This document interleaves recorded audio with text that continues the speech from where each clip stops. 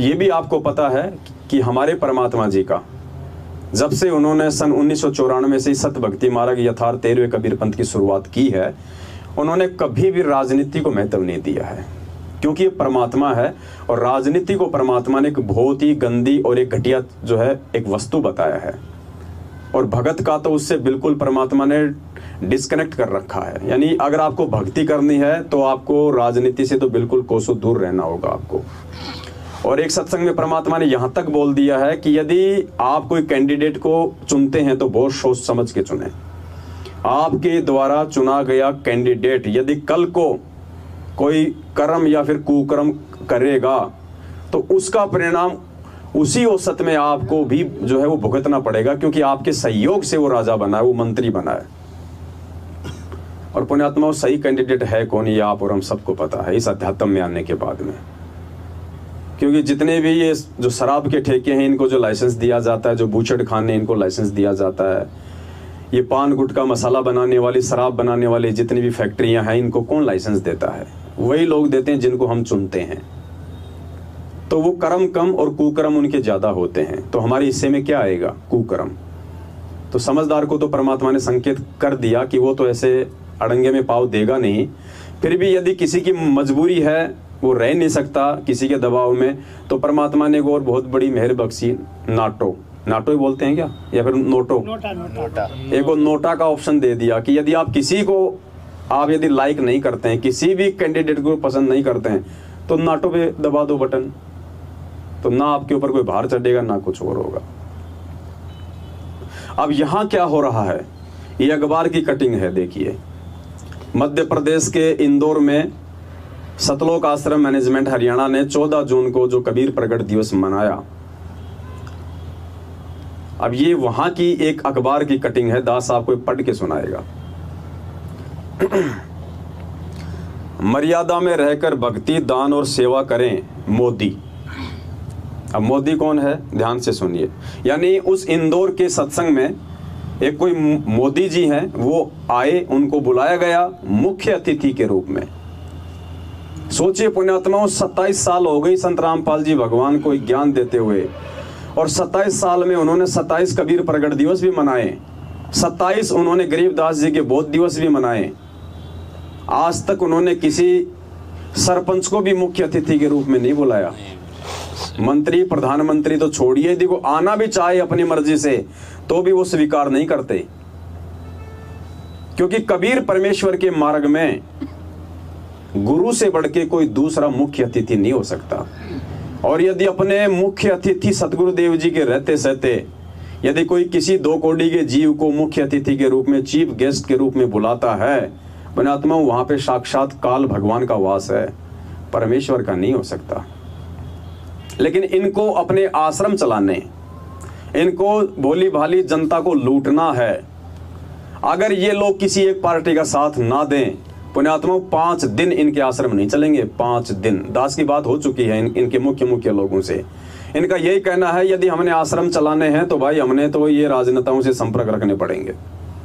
तो इनको भगवान पे विश्वास नहीं है, इनको परमात्मा पे विश्वास नहीं है, इसलिए ये घटिया काम मजबूरन ये करते हैं अपने स्वार्थ के लिए।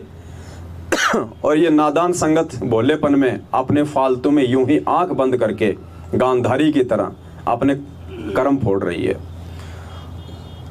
तो देखिए क्या आया है न्यूज में।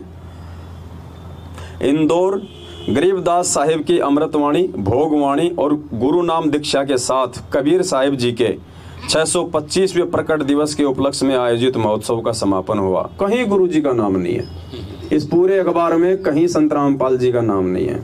जैसे कि इनकी बेइज्जती हो जाती है अगर गुरु जी का नाम आ जाए तो। मुनिंदर धर्मार्थ ट्रस्ट, ये हरियाणा के जो कुरुक्षेत्र में एक फर्जी आश्रम बना हुआ है जिसको हैंडल करता है पुरुषोत्तम सैनी, उसने ये ट्रस्ट बनाया है मुनिंदर धर्मार्थ ट्रस्ट। क्योंकि अगर इनको अपने फर्जी आश्रम चलाने हैं तो इनको ट्रस्ट तो इनको बनाना ही पड़ेगा, और ट्रस्ट बनाना पड़ेगा तो फिर देखो काल कहां कहां ये कर्म फोड़ेगा। अगर कोई व्यक्ति कोई एनजीओ या कोई ट्रस्ट बनाता है तो सरकार की तरफ से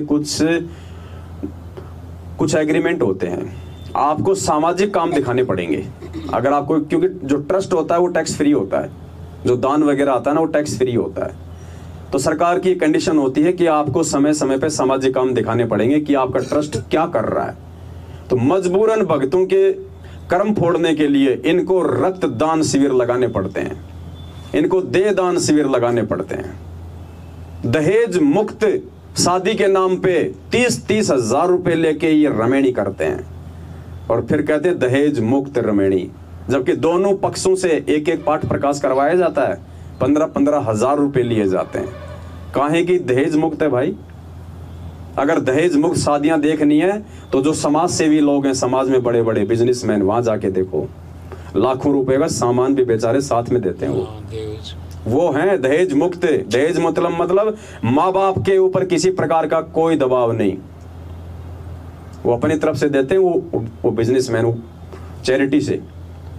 और ये संगत को लूट रहे हैं बेचारे गरीब भक्तों को, दहेज मुक्त रमेणी के नाम पे 30-30 हजार रुपए लेके। तो इनकी मजबूरी है, वरना इनके ट्रस्ट नहीं चलेंगे, और ट्रस्ट नहीं चलेंगे तो इनके आश्रम नहीं चलेंगे, और आश्रम नहीं चले तो फिर ये भूखे मरेंगे। पैसा कहां से आएगा इनके पास में? इनको संगत को ठगने के लिए फिर पाठ कहां करेंगे? रोड पे बैठ के थोड़ा ना करेंगे। तो काल ने बिल्कुल पूरी तरह से कड़ी जोड़ के संगत को भी उलझा रखा है, और ये तो अपने कर्म जानबूझ के फोड़ ही रहे हैं। मुनिंदर धर्मार्थ ट्रस्ट के स्टेट कोऑर्डिनेटर भगत विष्णु दास, ये मध्य प्रदेश का स्टेट कोऑर्डिनेटर है, जिसने 2016 में अपने साथियों के साथ में दास के ऊपर जानलेवा हमला किया था। वीडियो आप लोगों ने काफी बार देखा होगा। गर्दन कटवा लूं। हाँ, ये वही है जिसने कहा था एक बार आज से 3 साल पहले कि 6 महीने में यदि हमारे गुरुजी नहीं आए तो मैं अपनी गर्दन कटवा लूंगा।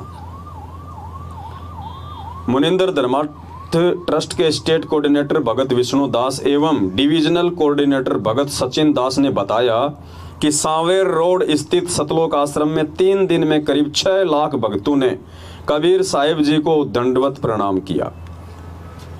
सतगुरु रामपाल जी भगवान को नहीं किया, कबीर साहिब को दंडवत प्रणाम किया। मतलब इन्होंने तो वही फोटो लगा रखी है दाढ़ी मूंछ वाली, जो काल्पनिक है, जिसको परमात्मा रिजेक्ट कर चुके हैं। काल भगवान जो रूप जो धारण कर सकता है। 3 दिनों में करीब 6 लाख भक्तजनों ने अब 6 लाख भी आप ये मान के चलो, आदि तो ये झूठ बोलते ही है, तो आप 3 लाख ही मान के चलो, क्योंकि डबल बोलने की तो इनकी आदत है। 1 लाख ही मान के 1 करोड़ नहीं, एक इंटरव्यू में तो इन्होंने 3.5 करोड़ बताए भारतवर्ष में, जबकि 20 लाख से ऊपर भगत नहीं है टोटल भारतवर्ष में, देश विदेश के मिला के। 1 लाख भी बहुत होते हैं, उतने ही माने। तो ये 6 लाख अगर लिख रहे हैं 3 दिन में इंदौर में 6 राज्यों से, आप 3 लाख ही मान के चलो। पुण्यात्माओं, जैसे आज हिंदुस्तान के घर घर में ज्ञान गंगा पहुंच चुकी है ना, जितने भगत भाई बहन हैं परमात्मा के, सतगुरु रामपाल जी भगवान के भगत है, सबके पास सात संगत के वीडियो जा चुके हैं। सबको पता है अंदर ही अंदर क्या चल रहा है, क्या नहीं चल रहा है। करीब 6.5 लाख भक्तजनों ने कबीर साहिब जी को दंडवत प्रणाम किया। इस अवसर पर कबीर साहिब के शिष्य गरीबदास साहिब की, अब बताओ, साहिब का शिष्य भी साहिब, कबीर साहिब और शिष्य गरीबदास साहिब, ये जगत के हिसाब से चलते हैं, जबकि हकीकत का इनको पता है ना कि कौन थे गरीबदास जी महाराज। खाली शिष्य की तो उन्होंने एक भूमिका की थी। कबीर साहिब जी को दंडवत प्रणाम किया। इस अवसर पर कबीर साहिब के शिष्य गरीबदास साहिब की अमृतवाणी का वाचन किया गया। महोत्सव के अंतिम दिन गुरु रामपाल जी के वीडियो संदेश के माध्यम से हजारों भक्तजनों ने गुरु नाम दीक्षा ली। महोत्सव में मुख्य अतिथि के रूप में उपस्थित प्रधानमंत्री नरेंद्र मोदी के भाई प्रहलाद मोदी ने कहा कि किसको बुलाया गया मुख्य अतिथि के रूप में? अरे नालायको, इससे अच्छा तो महेंद्र भगोड़े को ढूंढ ढांड के कहीं से खड़ा कर देते, कम से कम एक भगत तो होता। अब वो जगत वाला अनुपदेशी व्यक्ति, वो क्या जाने, सिर्फ मान बढ़ाई के लिए।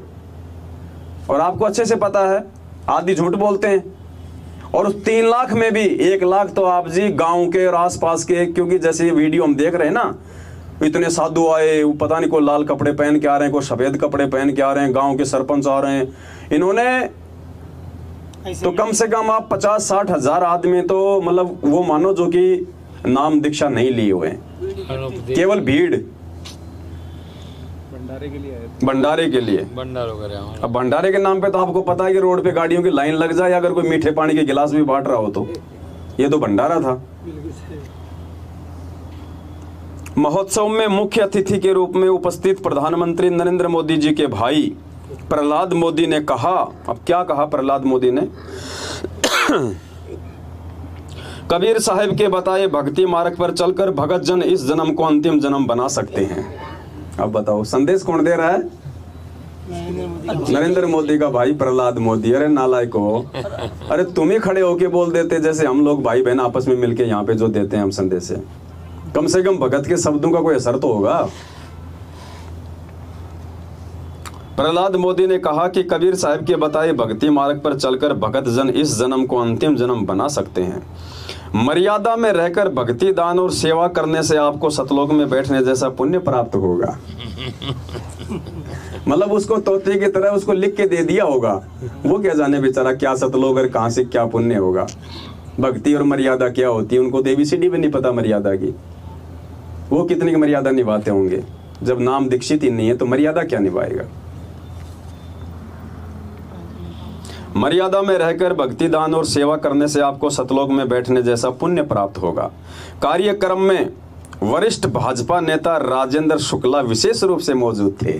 मतलब विशेष रूप से गुरुजी मौजूद नहीं थे, वरिष्ठ भाजपा नेता राजेंद्र शुक्ला जी विशेष रूप से मौजूद थे। देख लो आप ये क्या आडंबर हो रहा है। 27 साल के इतिहास में आपको ये ड्रामा देखने को नहीं मिलेगा। और मैं आग्रह करूंगा उन सभी परमात्मा की प्यारी आत्माओं से जो बहुत ज्यादा पढ़े लिखे हैं, बहुत ज्यादा इंटेलिजेंट, अपने आप को बहुत ज्यादा समझदार मानते हैं। अरे भाई, या तो तुम लोगों ने गुरुजी के सत्संगों को ढंग से नहीं सुना। अगर ढंग से सुना होता तो पुण्यात्माओं तुम्हारी आंखों के सामने ये क्या आडंबर हो रहा है वहां पे। ये राजनेताओं को बुला बुला के वहां पे भगवान की बेइज्जती की जा रही है। तुम आत्माओं को ज्ञान आधार से ये तमाचे मारे जा रहे हैं, तमाचे। पूर्ण परमात्मा से बढ़ के कौन है जो मुख्य अतिथि उसके कार्यक्रम में आएगा बनके? कौन है? क्या उससे बड़ा किसी का कोई प्रभाव है इस दुनिया में? ये देखिए क्या ड्रामे हो रहे हैं। परमेश्वर के प्रोग्राम में, सत्संग में, और मुख्य अतिथि के रूप में राजनेताओं को बुलाया जा रहा है। सिर्फ और सिर्फ उन राजनेताओं के कंधे पे बंदूक रख के भीड़ इकट्ठी करके ज्यादा से ज्यादा धन इकट्ठा करना, पैसा इकट्ठा करना, और काल का मकसद है तुम सबकी मर्यादा तोड़वाना। तुम सब के सब लोग दोषी हो, सब के सब उस भगवान के दोषी हो जो तुम में से किसी ने भी सच को सच कहने की हिम्मत नहीं की वहां पे। वरना नालायकों कान खड़े हो जाने चाहिए थे तुम्हारे उसी समय कि हमारे गुरुजी से बढ़ के मुख्य अतिथि कौन आ गया। ये सारे आडंबर छोड़ छाड़ के तो हम लोग इस परमात्मा की भक्ति में आए, और यहां भी इन राजनेताओं को समावेश कर दिया। लेकिन कोई नहीं बोला, सब खा पी के आ गए अपना झाड़ के पल्ला, सब दोषी परमात्मा के। वो परमात्मा का भंडारा नहीं था, वो पाप का भंडारा है, पाप का। भोग किसको लगा है? काल्पनिक फोटो को। गीता क्या कह रही है? पूर्ण परमेश्वर को भोग लगने के बाद जो अन्न बचता है भंडारा, उसको खाने से पाप कर्म नाश होते हैं। गीता जी ने ये नहीं कहा कि पूर्ण परमात्मा की फोटो को भोग लगा दे, जो काल्पनिक है, जो उस परमेश्वर का वास्तविक रूप भी नहीं है। अरे 650 साल पहले भी यदि परमात्मा आए थे यदि किसी रूप में, तो ये तो वो ओरिजिनल रूप भी नहीं है, ओरिजिनल फोटो भी नहीं है, और ओरिजिनल हो तो भी हमारा क्या भला हो। तो भाई उस जिंदा कबीर को छोड़ के और 650 साल पहले वाले काल्पनिक फोटो को भोग लगाना, तो भाई पाप का अन्न खाना है, पाप का अन्न।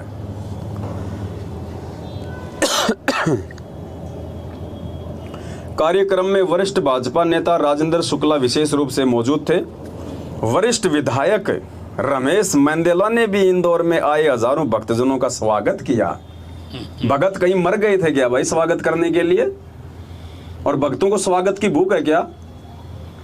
भक्तों को स्वागत करवाना है क्या? है सबको दोषी बना रहे हैं, सबको। एक विधायक भक्तों का स्वागत करेगा? विधायक की छोरी की शादी हो रही है क्या वहां पे, जो विधायक मेन गेट पे खड़ा होकर भक्तों का स्वागत करेगा? ये बकवासबाजी सारी, झूठ। जबकि हजारों भगत वहां पे हाथ जोड़ के उन 2 कोटी के विधायकों के सामने खड़े होंगे उनके स्वागत के लिए। ये इनका खुद का ही लिखा हुआ है। हाँ, ये खुद का करते हैं। ये प्रेस में जो देते हैं ये खुद ही लिख के देते हैं वहां पे बढ़ा चढ़ा के। लेकिन परमात्मा कहते हैं ना कि नकल में भी अकल चाहिए। इनको ये नहीं पता होता फिर बाद में कि परमात्मा तुम्हारे इन शब्दों का फिर वो पोस्टमार्टम भी करवाएंगे। तो ना तो हम चाहते कि सारे लोग जागें और ना ही हमारे चाहने से कोई जाग सकता है। इन वीडियो को देखने से, इन घटनाओं से शिक्षा लेके केवल वही आत्मा जागेंगी जो परमेश्वर की विशेष आत्मा होंगी। अरे सोचिए, 650 साल पहले 64 लाख थे, एक भी नहीं गया सतलोक। एक भी क्या होता है? तो पुण्यात्मा आज तो अगर हमारे छोटे से प्रयास से लाखों की भीड़ में से अगर कोई 10-20 भी निकल आए इन प्रगट दिवस में जाने वाले, तो भी हम तो अपना बहुत बड़ा सौभाग्य मानेंगे। परमात्मा कहते हैं भटकी हुई आत्मा को सत भक्ति मार्ग पे वापस ले आओगे तो कितनी बताई मालिक ने? 1000 या फिर 1 करोड़? 1 करोड़ गाय काटने से बचाने के जितना पुण्य प्राप्त होगा। तो यहां तो कई हजारों की संख्या में लोग निकलेंगे इनका आडंबर देख के, इनका पाखंड देख के। ऐसी बात नहीं है, सूचना हमारे पास में सारी आती है। भगत लोग आपस में डिस्कस कर रहे हैं, भगत लोग आपस में चर्चाएं कर रहे हैं संगत में कि यार जो हुआ वो गलत हुआ, वहां पे ऐसा नहीं होना चाहिए था। क्योंकि आत्मा परमात्मा की है ना, और इस भगवान से अगर कोई जुड़ा है तो ऐसी बात है नहीं ऐरी गरी आत्मा तो इस सतगुरु का नाम ले ही नहीं सकती। जितनी भी आत्मा जुड़ी हुई है तो परमात्मा की विशेष पुण्यकर्मी आत्मा। तो विचार तो करेंगे ना, और विचार करेंगे तो उसका कोई निष्कर्ष भी निकल के आएगा। और धीरे धीरे यही आत्मा उधर से निकल के सात संगतियों में आएंगी। वरिष्ठ विधायक रमेश मेंदोला ने भी इंदौर में आए हजारों भक्तजनों का स्वागत किया।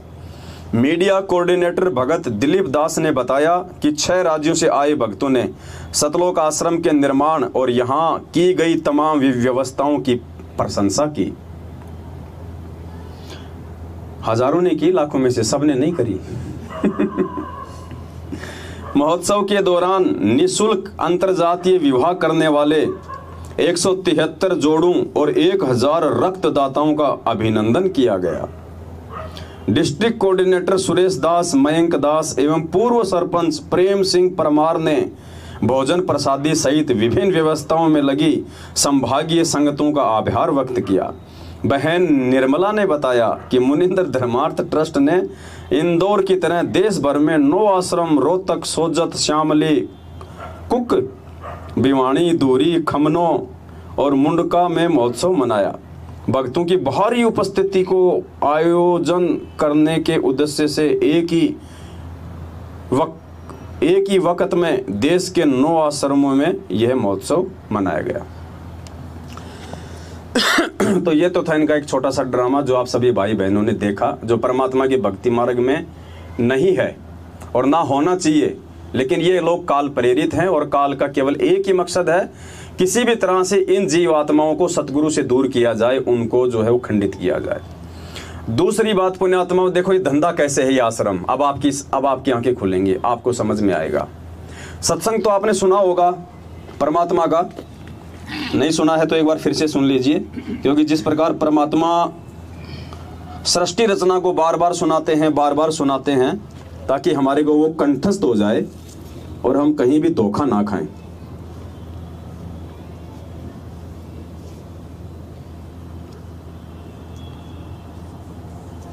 तो दास आपको फिर से एक छोटा सा सत्संग परमात्मा को सुनाना चाहेगा। 2004 में ही इस पूर्ण परमात्मा ने वर्तमान स्थिति को भांपते हुए एक सत्संग किया था मालिक ने आश्रमों के ऊपर। ये दूसरे संत और पंथ हैं, इन्होंने अपने व्यवसाय के लिए जो एक ही शहर में 5-5 आश्रम, एक ही राज्य में 10-10 आश्रम जो खोल रखे होते हैं ब्रांचों के रूप में, तो परमात्मा ने उनका खंडन किया था और गुरुदेव ने कहा कि ये संतों और भक्तों के काम नहीं होते, उनको चाहिए कि एक आश्रम हो और सभी भाई बहन उस आश्रम में आवें, बैठें, ताकि बाहर के जो लोग हैं, दुनिया वाले जो हैं, उनको भी एक मैसेज जाए कि देखो लोग ऐसे होते हैं, भगत ऐसे होते हैं, संत ऐसे होते हैं। और गुरुदेव कहते हैं इन नकली संतों ने एक ही शहर में अपने 25-25 आश्रम खोल लिए। ये बच्चों जैसी इनकी ये लड़ाई और अपने इसी वचन पे कायम रहते हुए सतगुरु रामपाल जी भगवान ने जब से वे हिसार जेल गए हैं 1994 से लेकर 2014 तक उन्होंने कभी भी कोई आश्रम नहीं खोला सिवाय एक आश्रम के। जिस आश्रम में वे रहे उस आश्रम के अलावा उन्होंने कभी कहीं कोई दूसरा आश्रम नहीं खोला। अगर करौथा आश्रम अगर सरकार के अंडर में ना होता, कांड ना होता, तो परमात्मा बरवाला में आश्रम ना खोलते। अगर छुडानी में जब परमात्मा सत्संग किया करते थे शुरुआत में, अगर गरीबदास ये पंथ वाले लोगों ने अगर उनका विरोध ना किया होता, तो परमात्मा करौथा में कभी भी आश्रम नहीं खोलते, क्योंकि ये पूर्ण संत है और इनके वचन सदा एक ही रहेंगे। कहीं से भी उठा के आप जो है देख सकते हैं। तो मालिक ने एक आश्रम के लिए कहा है सार्वजनिक तौर पे, और आज उसी संत के आड़ में, उसी गुरु की आदेशों की आड़ में आज इन्होंने जगह जगह कोई 10-12 आश्रम खोल डाले। पहले आप ये सत्संग सुनिए, फिर आपकी समझ में आएगा। कबीर साहब कहते हैं राज्य तजना सहज है, सहज किया काने, मान बढ़ाई ईर्षा दुर्लभ तजना ये। और ये नहीं तजी तो इतना मुक्त नहीं हो सकता करोड़ जन्म भी। प्रभु की प्रेरणा पाकर राज्य भी छोड़ सकता है, अपने प्रिय से प्रिय पत्नी को भी त्याग सकता है। फिर ये राग और द्वेष, मान बढ़ाई ये नहीं छोड़ सकता। जब तक ये नहीं छूटेगी तब तक प्रभु नहीं मिल सकता। मान बढ़ाई से है दूर, आजिज के है सदा हजूर। हमने तो दास और कुत्ता बनकर रहना पड़ेगा प्रभु का। हमारी के प्रभुता 2 दिन के मेहमान है, कल श्री छूट जा अपना। या बच्चों की तरह संत लड़ रहे हैं एक ही शहर में, और 25-25 आश्रम एक ही शहर में 25-25 आश्रम बने हुए हैं एक ही पंथ के। तो बच्चों जैसी लड़ाई इनकी, तो ये संत काहे को एक आश्रम बनावे, उसमें प्यार से रहे, और फिर आम आदमी पर अच्छा व्यवहार उसका असर पड़े कि साधु ऐसे होते हैं। अब ये हमारे अंदर ही ऐसे राग द्वेष भरे पड़े हैं, तो समाज को क्या दे सकते हैं। इस प्रकार हमने इन बातों को पुनः विचार करना पड़ेगा, और तभी हम प्रभु को पा सकते हैं। ये बच्चों वाली लड़ाई संत नहीं किया करते, ये हमने त्यागनी होगी, तभी हम प्रभु पा सकते हैं। क्या कह रहे हैं गुरुजी? ये बच्चों वाली जो ये लड़ाई है ना, बात बात पे मनमुटाव, आपस में झगड़ा, और जो ये धंधा बना दिया सतलोक आश्रम मैनेजमेंट हरियाणा ने आश्रम खोल खोल के। पूज्य गुरुदेव जी स्पष्ट रूप से मना कर रहे हैं, स्पष्ट रूप से। अब आपको समझ में आएगा पुण्यात्माओं, परमात्मा ने 27 साल से कहीं कोई आश्रम क्यों नहीं खोला सिवाय एक आश्रम के। 2014 में परमात्मा ने अपने ये वचन बोले थे, 2004 में। अगर पूज्य गुरुदेव जी अगर चाहते तो सैकड़ों आश्रम खोल सकते थे अपने रहते सहते। क्यों नहीं खोले परमात्मा ने? क्योंकि स्वयं का वचन ये परमात्मा कभी नहीं तोड़ता। और जेल जाते उनके सब कुछ उनके तोड़ डाले, सब कुछ। राजस्थान वाले को अलग से सोजत में आश्रम बना के दे दिया, बेटा तू खा और हमें खिला। शामली वाले को, उत्तर प्रदेश वाले को दे दिया, बेटा तू भी खा और हमें भी खिला।